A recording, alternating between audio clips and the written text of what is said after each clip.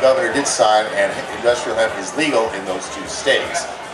And of course, there's obstruction by the federal government and problems that we have to deal with before the seed will get planted in the ground. So I want you to get out your pencils and papers or get your minds ready, because I want you to get in touch with us. We need your help. We need the support of the cannabis community to take us over the hump, to be allowed to grow hemp in this country, and to, like, marijuana is good for your mental health, industrial hemp is good for the planet's health, and we need your support. So if you could text us at change at 729-669, and that way you would be reaching the Hemp Industries Association, hempindustries.org, and Vote Hemp, votehemp.com at 729-669-CHANGE. And if you do that, give us your contact info, and we'll keep you in touch with what's going on in the industrial hemp industry, solicit your support, and together we can overcome these obstacles these artificial obstacles that are put on us in all forms of cannabis, and specifically in this particular area for the environment. It's very important that we get support for industrial hemp, and we need you folks to spread the word. So that's votehemp.com for lobbying to get the plant in the ground, and hempindustries.org to learn more about the plant, and maybe you start your own hemp business and get involved. So thank you all very much. All right, thank you, Steve Levine. And we're going to have a little time for some questions. It does remind me, however, there's another Supreme Court favorable decision that people should know about. It's a church that uses ayahuasca in its medicine, or in its sacrament, that the DEA tried to stop them from importing it, and they were told to leave these guys alone because it's for religious use, which is different from anything we've talked about here. But I did have to mention there's 4 victories that we have on our side at the highest levels of the federal government and its court system. Now, we have a few minutes left, and so what I would like to do is find out one thing is, joining the HIA, you'd have to have a hemp business. No, of course not. But it would be nice if you did. But no, you can join the HIA as an individual. I believe it's still $35 a year to become a supporting member, which gives you all the rights and perks and advantages of the hemp industry, except you can't vote. You need to be a full member to vote, and that you don't necessarily need to have a business, just an interest, and pay the full member dues, and then you can vote for board of directors and other issues that come up. And the HIA convention this year is open to... The HIA convention is open to anybody who's a full member or a supporting member. You can show up and sign up to be a supporting member at the convention, which this year will be in Boston. It will be in Boston October 19th and 20th. And in fact, if any of you are in the natural products industry, it's a convenient time because it's directly after, the day after the large natural products show Expo East.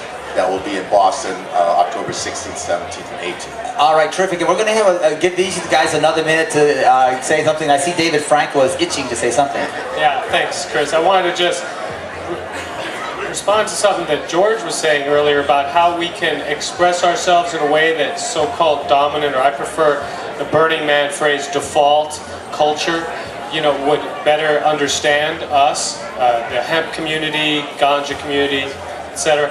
And what I want to throw out there is this experience I had. I also work on helping the Lakota protect the water from uranium mining. And last year I introduced this issue here first. And the very first people, when I put out a call for allies to help, were the hempsters from right here. So we are the first responders. When somebody says it's time to get off oil, we start doing that. When somebody says it's time to get off synthetic clothes, we start doing that. And so one way to respond and explain who we are as a group is when we become aware of something that resonates as true with us, we start doing the thing that is part of the solution. We are first responders to the environment. Thank you. Yeah, that's so true. Now, George, you've been patiently listening to a lot of input, so why don't you give us your minute? Yeah, one of the things that I was thinking about is, as the panel was talking, I've been farming in Eastern Washington for 30 years, growing Concord grapes, sweet corn, mint oil, hay, cattle, you name it. And the idea that I can walk into any health food store in the United States and buy hemp seed products. I can walk into any pharmacy, in any cosmetic place and buy scads of hemp shampoos, skin lotions, and I can drive one of the 1 million or 2 million cars that's on the road with hemp fibers in the plastic door panels, and I as a farmer can't grow the damn stuff. I'm shut out of this business because of morons in Congress and half-wits in the State House. You know, it's something that we have an opportunity. I mean, we've seen it in California. The idea that we got a hemp bill to the governor's desk 2 years in a row says something about the momentum in this society. And we just have to keep those hemp bills coming to the governor's desk, and one day Arnold will develop the cojones to sign it, or we'll have another governor. He used too many steroids. He doesn't have any balls left. That was my thought. Yeah, that's been known to happen. Okay, Adam, what's your wrap-up thought for this audience today? Well, I was touching on it earlier about this thing in Vermont. I want to point out, because this was our most recent victory. And it actually caused a constitutional crisis in the state of Vermont. The Democrats actually challenged the Republican governor and said, look, we want you to sign this bill or not sign it. We don't want bills to become law without a signature. You should have to sign it. You should have to make a decision one way or the other. And it ended up being litigated, and it went before the Secretary of State, and ultimately it came out that no, the governor can let it become law without a signature, and we won. We were celebrating in a way this constitutional issue, which is totally separate from us. I just want to conclude that. Also, I just want to point out, like, you know, everybody here is attending a protest right now. This is a protest. It's the largest annual protest in America right now, and we deserve some damn respect from these politicians. And when they don't take up this issue, when you see them at a public forum and you're like the only hempster there, it's up to you to ask that question to the politician. What are you doing to legalize hemp? What are you doing to legalize cannabis in this country? And so if you don't do it, you know, you can't count on someone else. It's got to be each and every one of us. So I'll give it up to questions again. All right, thanks. And Steve, do you have another wrap-up comment before we start taking questions? I actually don't, Chris. I said it all. Let's take some questions. Okay, well, we're gonna get your questions ready. I just want to make one other point, though, which is that, you know, there is one mistake in my book, Hemp Life into the Future, which is that I erroneously attribute a characteristic of hemp bast fiber to the pulp. So that's one mistake that is in there.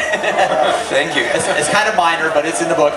And the other thing is to mention that, you know, we always talk about hemp can save the world, but people have to understand hemp it could maybe save the world, but if we want to save humanity, we're going to have to get involved in the process, because the way that hemp would save the world is after people die, it will recover it for us. But I think that people working with hemp could actually make a huge difference in the way that the world goes from here on out. And so with that, I'm going to go ahead and open to questions. Here's the first one. Yeah, I'm familiar that there was a bill entered by Von Paul in February of '07 called the Industrial Hemp Farming Act. My understanding right now is that it's been languishing in committee ever since that time, awaiting enough co-sponsorships to further. Do you have any updates on that act itself? Yeah, I'll take the question. So yeah, he's actually introduced 2 bills over the last 3 years, and the current one is HR 3037. Now this bill is it's basically held up in 2 different committees. One committee, Representative Dennis Kucinich, could make a lot happen for us right now in the Government Reform Committee, and he hasn't done it. And he's a progressive. He's supposedly on our side, Dennis Kucinich. He's always supported hemp. He has an A+ rating from Vote Hemp, actually, when he ran for president in 2004, last time we did ratings. It's been kind of perplexing, and I think it comes down to disorganization on his part. The other thing is, you know, there's a sense that, well, what's the point of putting all this work into a hemp bill when we know it's going to get vetoed? And that's the kind of message we've been getting for years in Washington, for all kinds of good causes.